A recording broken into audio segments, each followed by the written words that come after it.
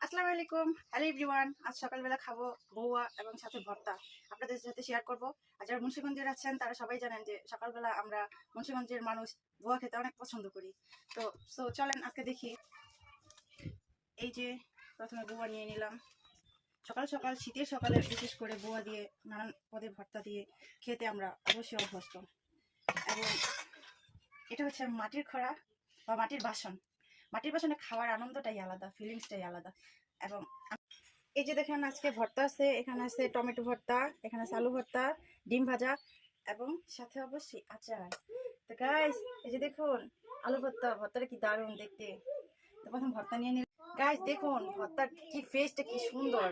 এগুলোতে অনেকগুলো শুকনো মরিচ দেওয়া হয়েছে, ধনেপাতা আর টমেটোকে পুড়ে তারপর ভর্তা করা হয়েছে, দেখতে কি ইয়াম্মি, ওয়াও। তারপরে নিয়ে নেবো হচ্ছে ডিম ভাজা। এই যে ডিম ভাজা। এরপরে বউয়াতে না হলেই না হয় সেটা হচ্ছে আচার। এই দেখুন বড় বড় রসুন এবং এটা হচ্ছে টক ঝাল মিষ্টি, এরকম কোয়ালিটির আচার। একটু আলু ভর্তা নেব, তারপরে একটু টমেটো ভর্তা নেব, ওর সাথে একটু আচার নিয়ে নেব। একটু আচার নিয়ে নিলাম। এখন এটাকে মাখবো, মেখে একটু ডিম ভাজা দেবো। ডিম ভাজা দিয়ে একসাথে করে ওয়াও ইয়াম্মি।